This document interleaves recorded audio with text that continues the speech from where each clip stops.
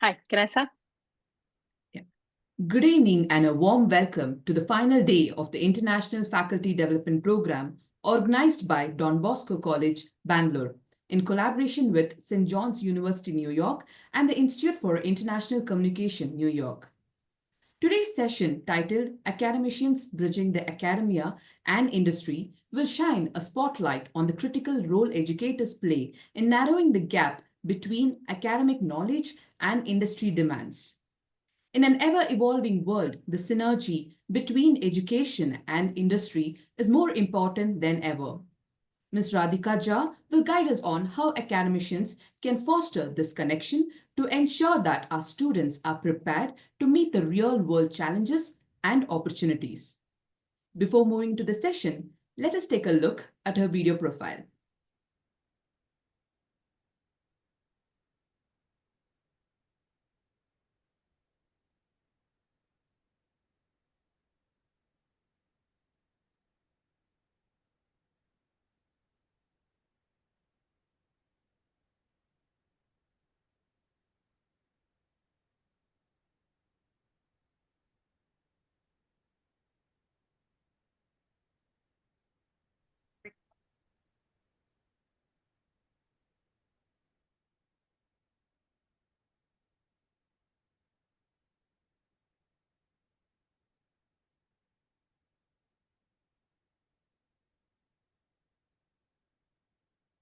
Just give me a second, we'll replay the profile.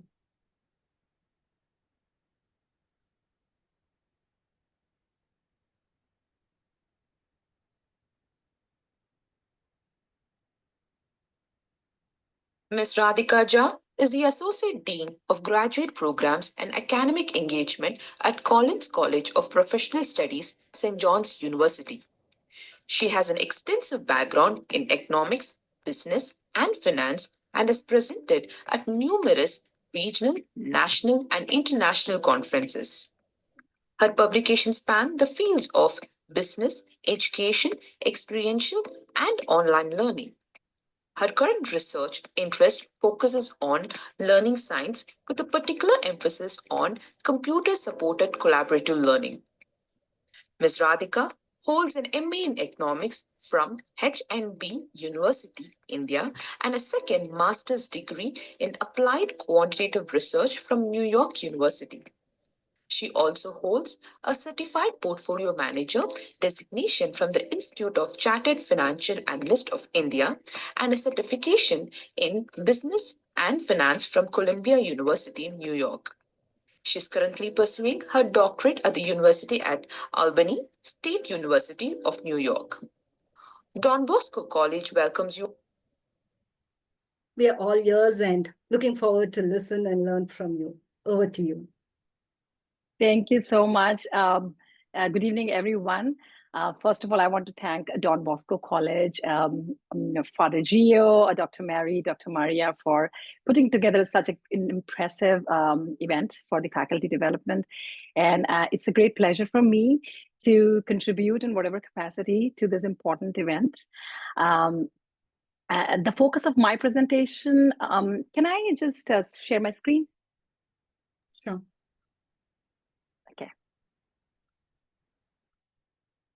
Okay, can you see the, okay, good. So the focus of my presentation, as the title slide says, it's the role of academicians in strengthening the industry-academia linkage. In today's rapidly evolving world, this collaboration between industry and academia has become very crucial, even more crucial now than ever.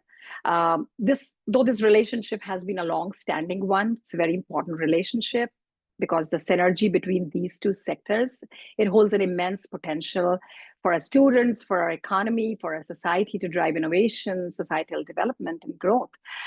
But the relationship between higher education, the academia, and industry has undergone a significant transformation over years. What once was a clear linear progression from higher education to industry has now become more fluid, with so many non-linear careers and frequent transitions between higher education and the workforce becoming more common. So now it is very important for us as educators to provide a holistic educational framework, combining all the different skills, the key skills, experiential, applied learning opportunities for a very successful transition for the students to the workforce. So with that said, this presentation is going to highlight the critical importance of an industry-aligned education, enhancing student employability and enriching the learning experience. So I'm going to move to the next slide. So yeah, as I said, there is a symbiotic relationship between the industry and academia, and this has emerged a cornerstone of innovation. This has emerged a cornerstone of student enhanced experience. So I'll be talking about that. The outline of my presentation is, I want to start my presentation with what is the current landscape of employability, because that is what is gearing this whole discussion today. And then I'm going to talk about the crucial role which industry-aligned education plays nowadays. I'm going to talk about the industry-academia collaboration models, the traditional model and the newer model. Then I'm going to talk about the core components of the new model and how we all can benefit from that, and how we can align our curriculum to the industry needs. What can we do that, how it can be done.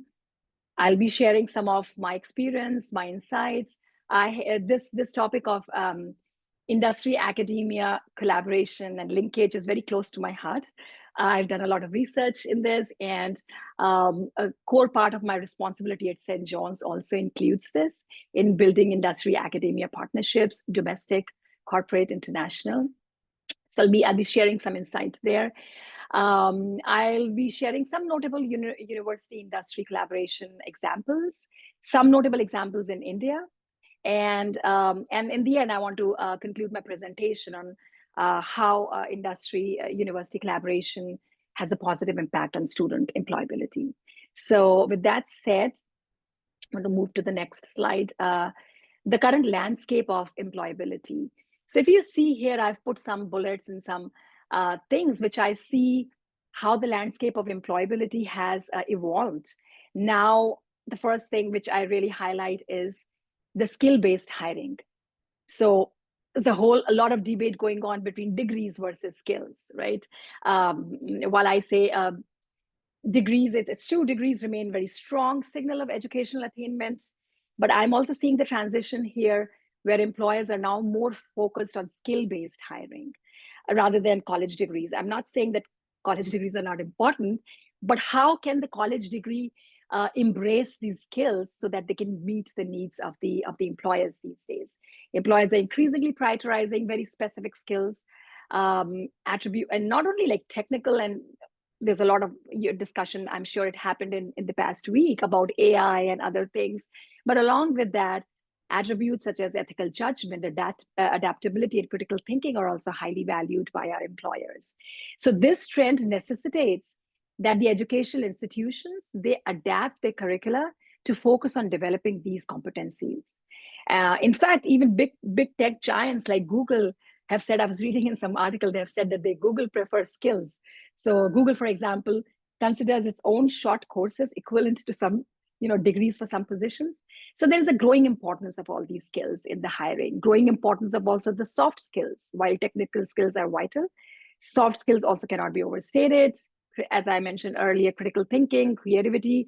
One very important soft skill is, which though is innate but can be developed, is emotional intelligence, which employers are looking in their, when they're hiring the employees, and adaptability. So these are really sought after, especially in this age when AI is handling so many analytical tasks.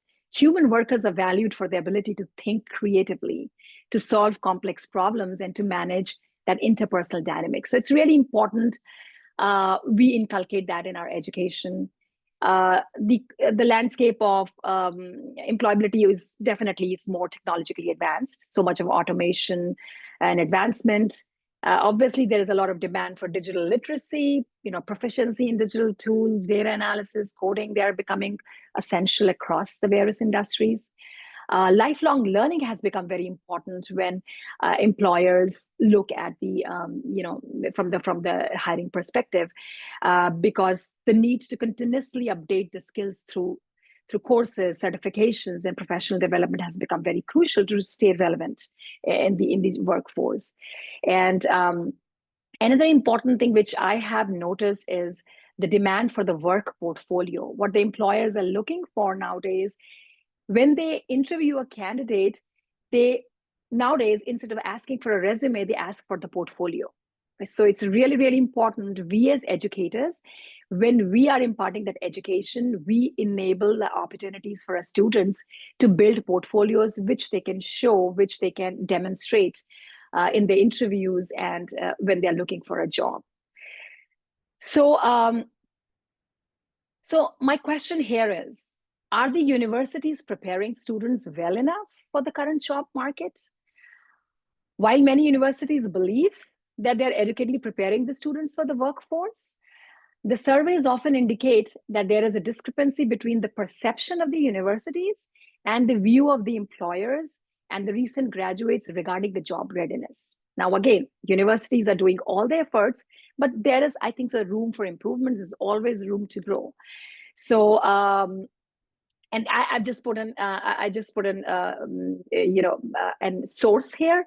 I've put the link, and I'll share the slides. You can go over it at your leisure, where this article talks about that there seems to be a perception gap between the universities and the employers about the job readiness. Then, just moving to the next slide. So there was a survey which was conducted by Salesforce, a connected student, and there's a connected student report. I'm talking about the 3rd edition here. The survey results shows a gap between what's offered and what students say they need. So this is really, really critical. I'm just putting some clippings of the survey here, but in my references in the end, I've given these citation for the whole report, the Connected Student Report by Salesforce. So some highlights. Almost half of the, 47% of the students selected their institutions based on potential future prospects. Yet just 11% felt very prepared for the world of work. Almost half, 48% of the students predicted their qualifications would only be relevant for their chosen career path for 5 years or less after graduation. And just a third of the students surveyed rated their onboarding experience into job highly. And plus, this is a chart, I'm not sure it's very legible, but it talks about higher education institutions, how they meet the most important student needs, but over-index on other services. So these are like critical things when we as educators, we should be paying attention to giving students, preparing students with a very good onboarding experience into the job market. Moving to the next slide. So yes, so there is a crucial role of preparing an industry-aligned education for our students. And as I mentioned earlier, higher education is undergoing radical changes due to online learning, digitalization, AI-induced, virtual and online environment. So we as educators are definitely challenged to keep up with this paradigm shifts. But forums like this is a good medium where we can share our insights and prepare ourselves for this change. So it's really important that we promote industry responsive academic design. So our academic design should be industry responsive in terms of curriculum, in terms of work-based learning, which will enable our students, it will train our students to be dynamic, resilient, flexible, adaptable, and industry-ready workforce. So next I'm going to talk about the industry-academia collaboration model. So as I mentioned earlier, this topic is close to my heart. I have worked and I have some, based on my experience and based on my research, there used to be a traditional model of industry academia collaboration. And then there is nowadays a new model, which is agile collaboration. The traditional model, which we all are very much aware, most of the colleges have been doing, industry academia, linkage through sponsored research projects. We all have included industry speakers in our curriculum, industry internships and co-ops. I think most of us have the curriculum advisory boards where we take inputs from the industry. We have research publications, knowledge exchange. Recently in India, in the new economic policy, the University Grants Commission and the new economic policy has encouraged professor of practice. So which is also bringing in the industry perspective and industry insight for our students. Corporate visits, industrial site visits, simulation-based learning, mostly in the business schools. So this has been popular traditional model, but what we are looking for today is the agile collaboration. Everything is moving so fast. Things are shared. There is co-development in this mobile, in this agile collaboration model. Time is of essence. Agility is of essence. Flexibility and adaptability of its essence. So this agile model includes shared resources between the industry and the academia. There are online platforms. There are GitHub and those kinds of forums. There's a big data collaboration where industry and academia are collaborating together to improve the curriculum. It's mutually beneficial. Industry is doing that because they need those skills when the students join the workforce. And academia needs that so that they can build those kinds of curriculum and prepare the students. So one thing which is becoming very popular nowadays is open source industry problem solving, where like a crowdsource problem solving, where companies are posting challenges on the open platforms, where students and researchers from multiple institutions can propose solutions. Now, this is very important because this is preparing students right from their academic journey. Shared resources, as I mentioned earlier, industries are providing universities with access to their proprietary data sets and for analysis and for solution development. One thing which is becoming very important is, and I really like this, is micro internships. I'm not sure how popular this is in India. I do see some instances of micro internships being provided, which I'll share later. However, micro internships are online and remote projects. They are digital and like a virtual collaboration medium. And this if can be included in the curriculum, this would give students a very great experience. These are short-term projects by big companies. They allow, and I'm going to discuss about that a little bit later, how we can do that, how in India also the faculty can do that. There is co-development of programs, co-creation of knowledge and products.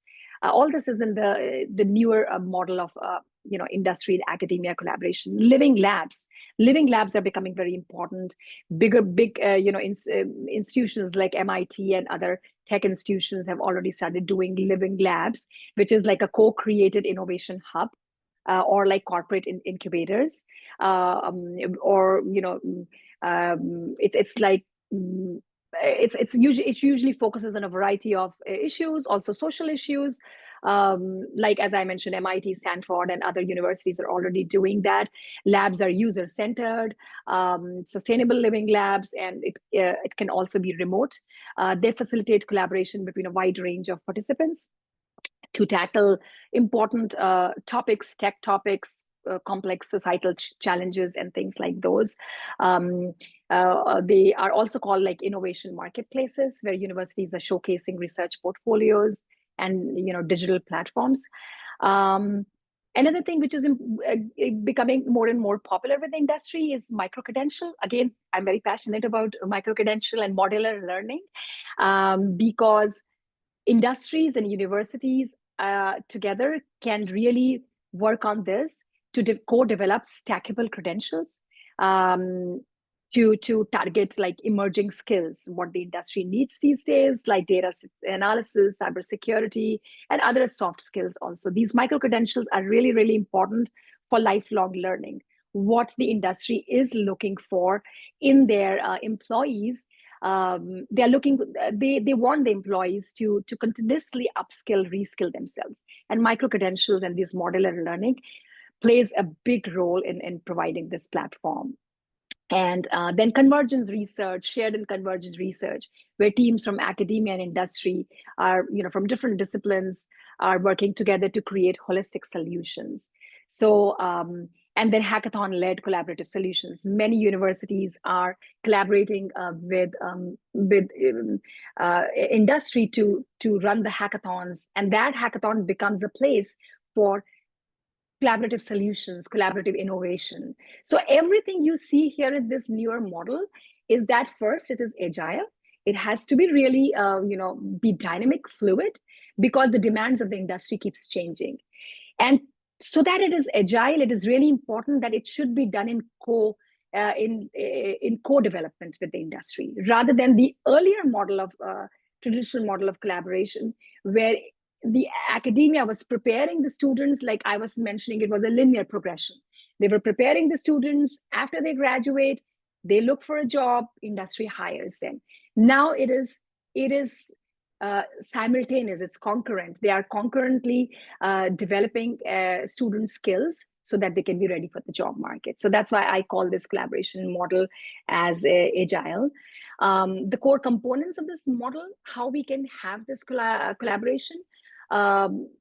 Few key things which I mentioned here is strategic alignment. When we are enhancing our curriculum, when we are revising our curriculum, it's really, really important that we adopt strategic alignment to ensure better outcomes for students, to bridge that gap between the academic knowledge and the practical industry requirements. And that strategic alignment can be done through two main things, which I feel, industry aligned curriculum, which I'm going to talk about a little bit later, and work integrated learning. So I'm going to talk about this in the next slide. And then the core component of this new model also includes, as I have mentioned so many times, flexibility and adaptability. Partnerships need to be flexible. Partnerships are flexible, adapting to the emerging trends in the technology and the industry requirement, the new skills, AI, sustainability, and all those. They have to be dynamic and iterative. We just cannot have one model of collaboration, a one-time agreement, just do it. And it should be iterative, it should be dynamic. The industries are also favor an ongoing iterative engagements rather than one like static one-time agreement. Example, curricula and research projects, they should be regularly updated based on the market needs. Then real-time curriculum updates. One important thing here in dynamic and iterative is something which is really, really becoming important nowadays is embedded industry certifications in our curriculum.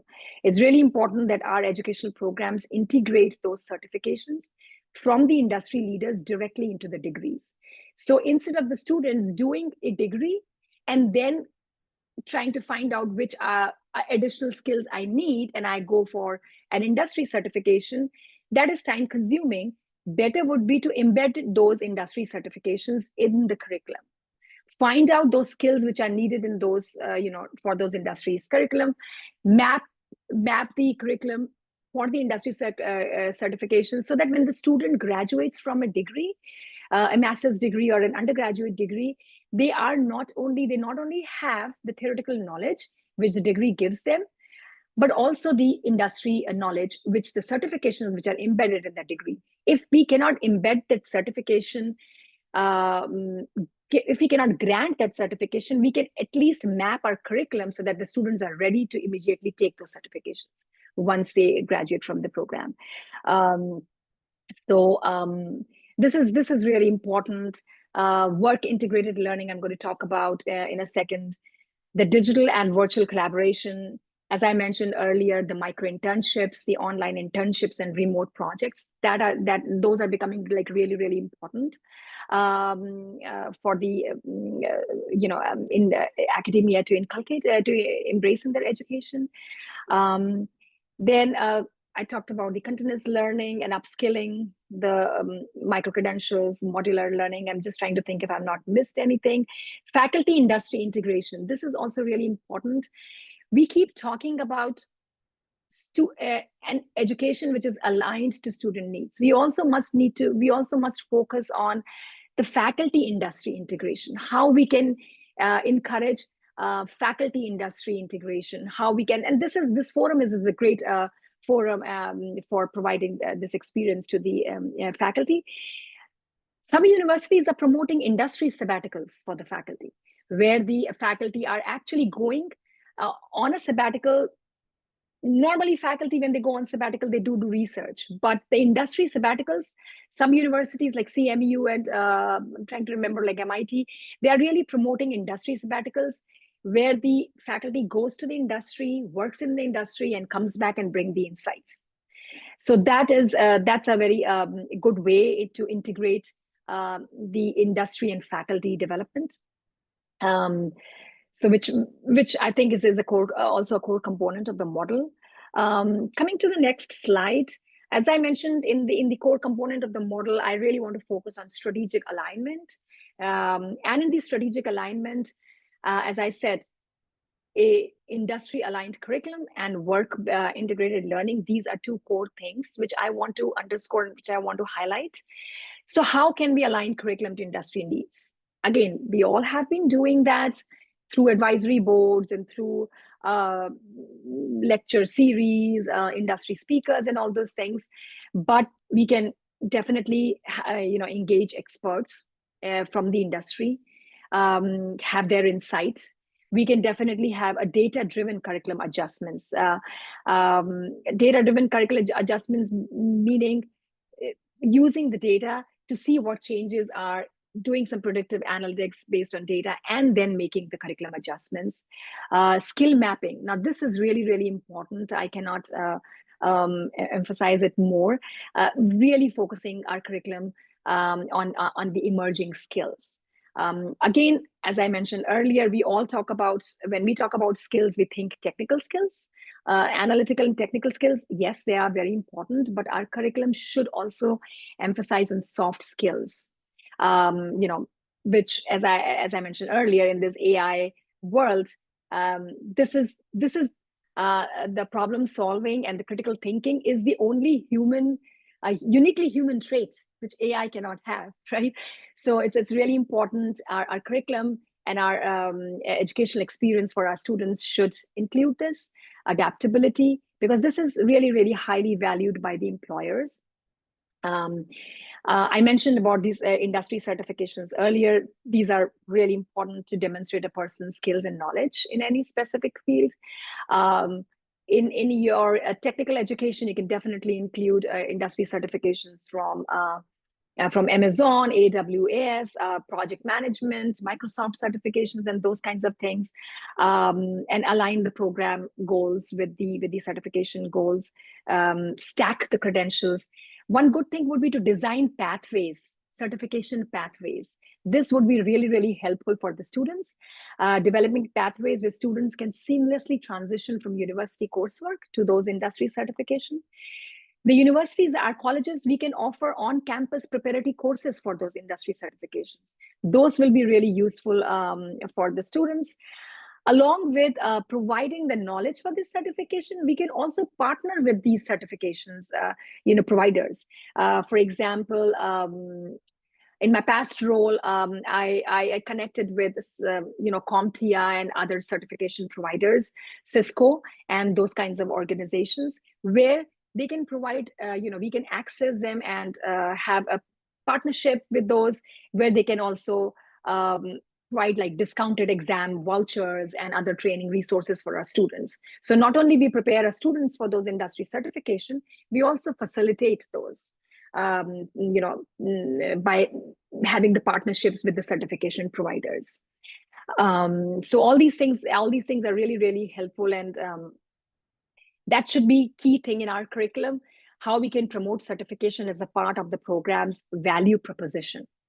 And because it is going to attract prospective students a lot. If the students feel that this education is just not giving them the degree, but is also giving them practical knowledge equipping them with the whole process. So I'm just trying to think.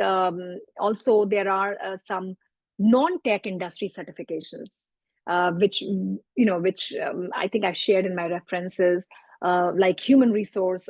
It's called like SHRM certification, or in business there are a lot, CPA, CFA, and all those kinds of things. In hospitality industry, there's certification called Serve Safe certifications.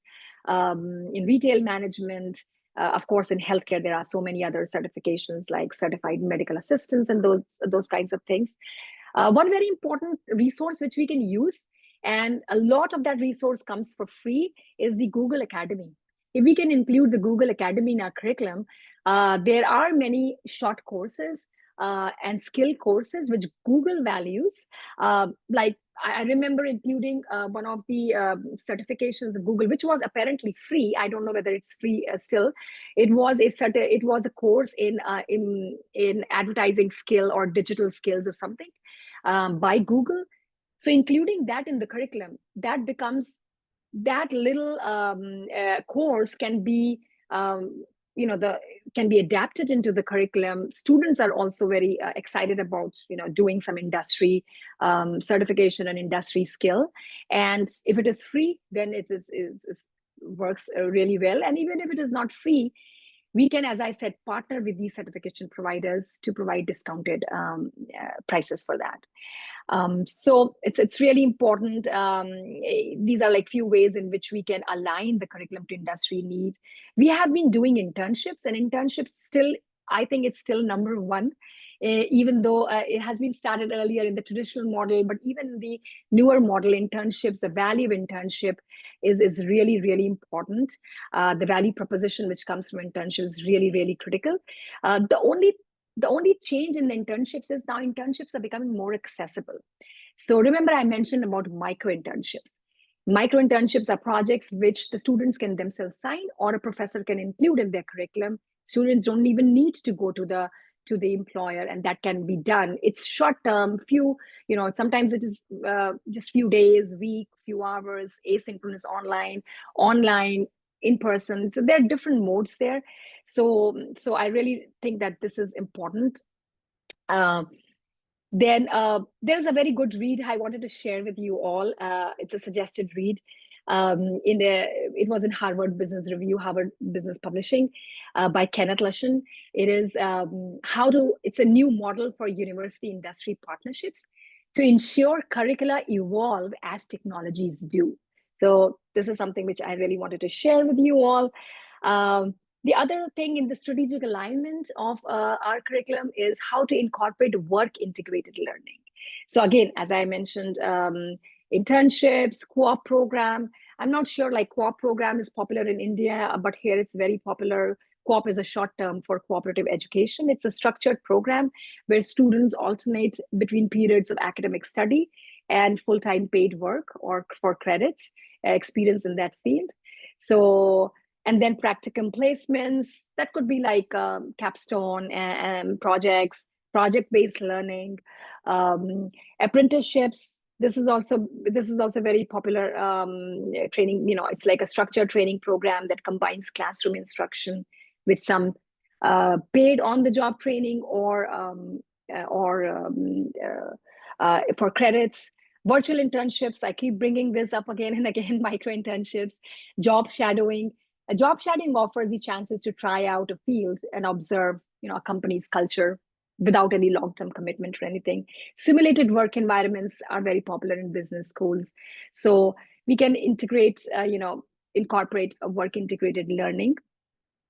So we keep saying this, that we have to, this is how we can update our curriculum. This is how we can engage, but we need to do that. And for that, it's really, really important to build those partnerships. And trust me, partnerships it can start as a whole, start with the whole organization, or it can start with just one person, one faculty, your leads. I always, whenever I do any partnership here, it just starts with one person.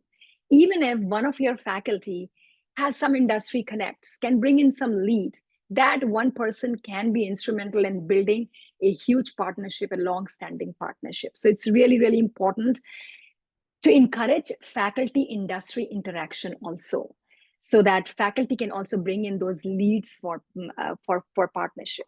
Also, there are a lot of programs by the companies, like big companies, and I'm sure in India also, where as a part of their corporate social responsibility and as a part of their workforce training and development, they really want to collaborate with the universities to co-develop programs. So it's really important to keep looking into the industry's CSR section, company CSR section, and to look for, I think the keywords to look into when you are developing any partnership with the industry is, the keywords would be workforce development and training.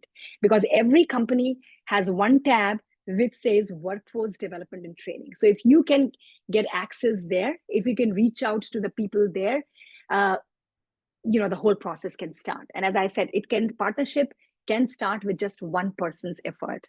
So all these are really important ways we can do. These are some collaboration examples which I wanted to share. I'll be sharing my slides, so you can, at your leisure, you can go browse these sites, which are some very popular, like MIT, IBM, Watson Lab.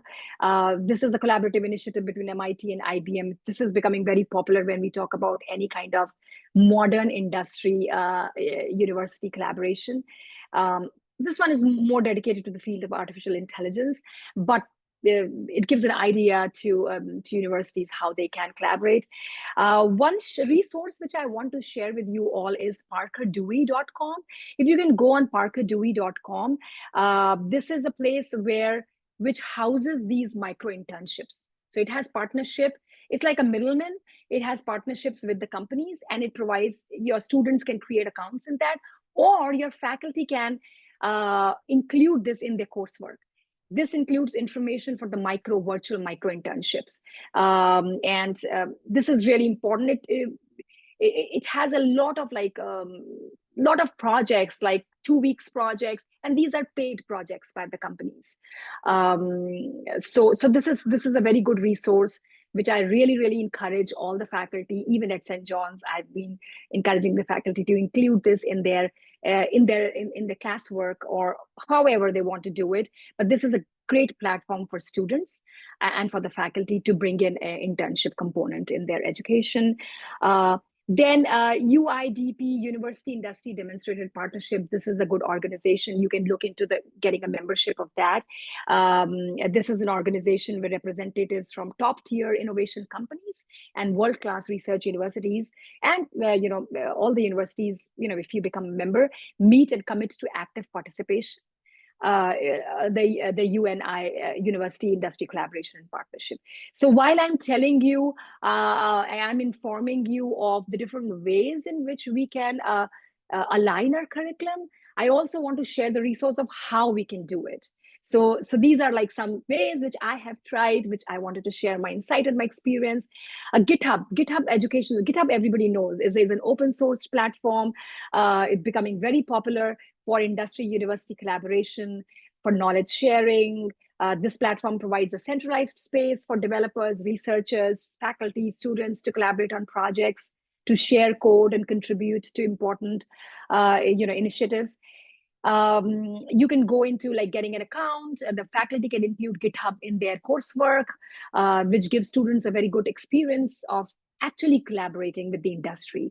It was launched back in 2008, but has fundamentally transformed the whole open source collaboration, and it's free. So that's important. And many universities, many schools are using this github.com education schools, and including that in their programs. Another good example would be Georgia Tech's Udacity. So why I'm including this particular example amongst all the different examples is because this Georgia Tech partnered with AT&T and Udacity to create the first online Master of Science Computer Science program. So this was the first online master's degree from an accredited university, which came out of of a partnership collaboration between industry and university. So I just wanted to mention that. Now there are many more which are coming up, but this was one of its kind. I know, like, I have a few more minutes. I'm getting near to wrapping up. These are some industry university notable collaborations which are happening in India. Historically, since I have experience of being a student in India, being a professor in India, I used to teach in Mumbai University, in Sydenham College, Narsi Monji Institute. So I have experience there as a student teacher, experience here as a student teacher. So I am in a position to share my experience and insights. Historically, Indian educational institutions, it's changing now, but they have operated largely in silos with limited interaction with the industry. And that resulted in a disconnect between the academic curricula and the rapidly evolving the industry practices. However, things are changing now. Industry academia collaboration in India has evolved significantly over the years, and transforming those isolated efforts into that vibrant ecosystem, aiming to bridge this gap between theoretical learning. Rice University, they are also collaborating with universities here. Rice University did its international expansion, establishment of Rice Global India. This initiative aims to foster global partnerships between Indian universities. And so Rice Global India becomes like a medium to connect the Indian universities and industries. One thing which I wanted to, I'm sure you might be knowing about this, the industry university collaboration between PES University Bangalore.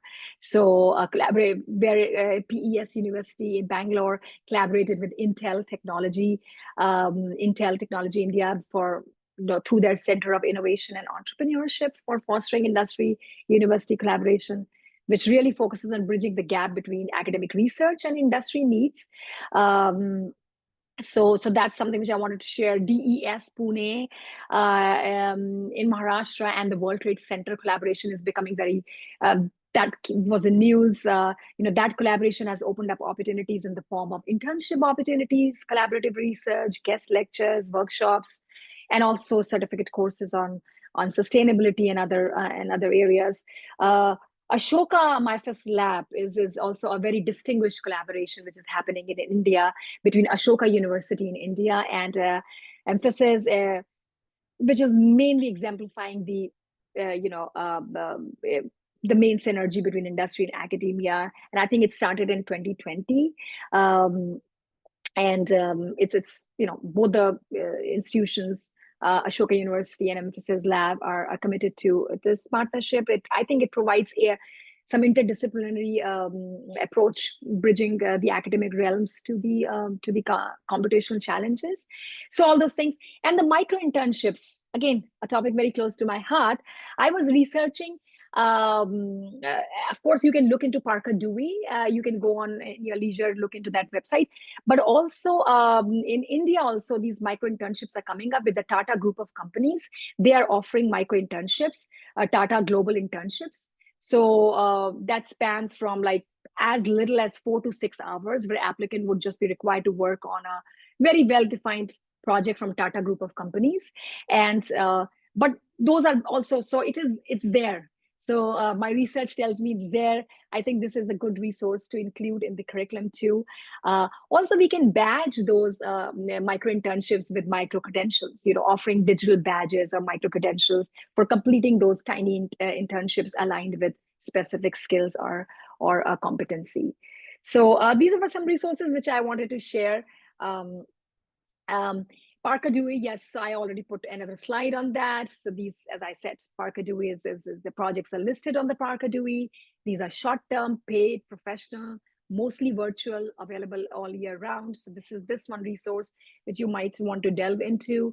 And I'm coming to the conclusion of my presentation. So I started with how industry, university collaboration is critical for student employability. I also wanted to share some data on that to demonstrate how important it is.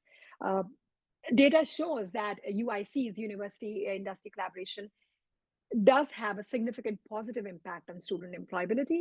So we all know this, but just to put some numbers on that, VBeyond I looked at the survey from VBeyond. VBeyond is a global recruitment firm.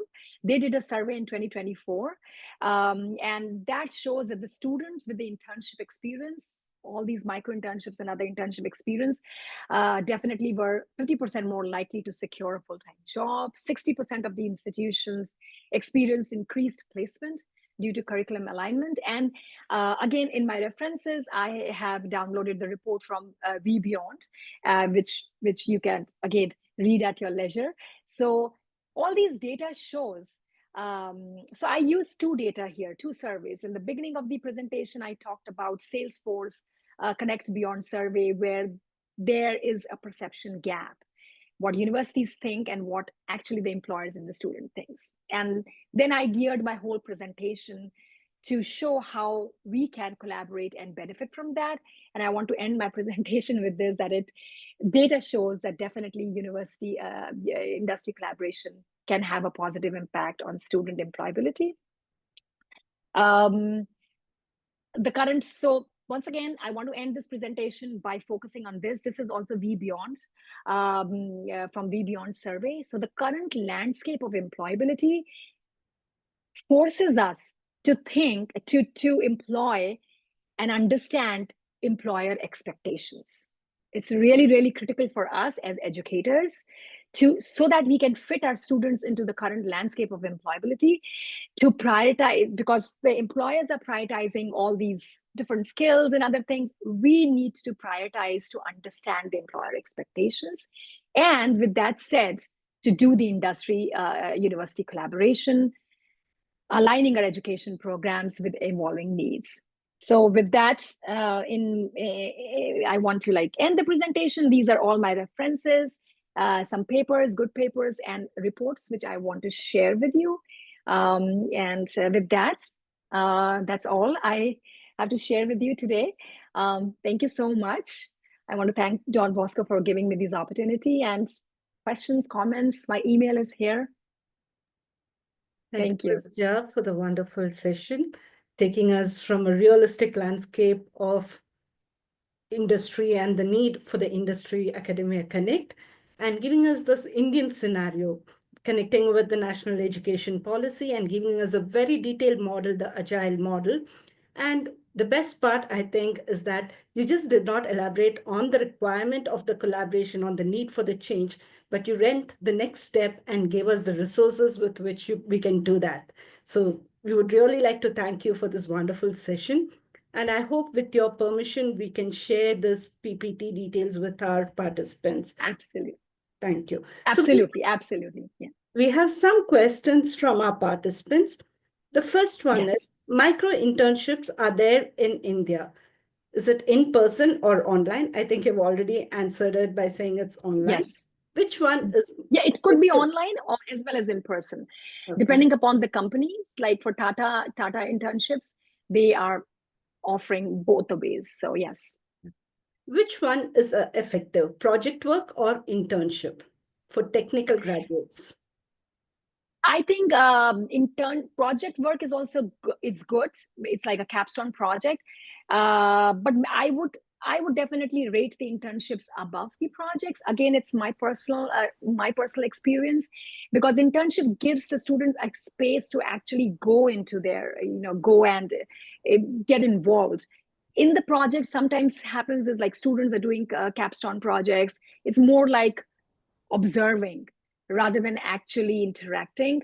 Internship gives more opportunity to interact. And internship, why I consider that more important, it also gives students a way to just step into it's a one door for the students to get into one foot into in the companies. Because I was reading this somewhere, I cannot recollect what was the website, but it said that big percentage of students who do our interns have chances of getting a full-time job. It translates into a full-time job. So I definitely rate, again, it's me, I definitely rate internships better than projects. From long-term perspective, students get a chance to get into, an opportunity to get into the actual workforce. Thank you, Ms. Jha. The next question is, amid the evolving demands of the modern job market, it often appears that the knowledge students acquire from certain traditional disciplines is steadily losing its relevance. What are your thoughts on this perspective? So again, when I say that we have to, bring in, make it industry aligned, it doesn't mean that we have to compromise on the fundamentals. That is always will be there. Again, as I said in the beginning, degrees are still important. Degrees are there. The only thing is we have to just dynamically and adapt those degrees to meet the needs of the markets. Those fundamentals which the traditional disciplines brings, that is still the core. So we should not be compromising that. So yes, the students are, short-term gratification. Students are going more into all that, but so this is a challenge for us as educators, how we can keep that balance, how we can, it's always a trade-off, but we as educators, it's really important to maintain that fine balance where the core, the fundamentals are not compromised with this new adaptability. Thank you. Yeah. The next question is there any internship ideas or websites that are available for social sciences, like public administration, political science? Since you're from economics domain, I hope you will be able to help us with this. And arts. Yeah, absolutely. There are, as again, I would definitely recommend Parker Dewey. Parker Dewey has a whole spectrum, like a whole, a wide spectrum of companies which participate in Parker Dewey. So there are many business related, many economics and social sciences related micro internships too there.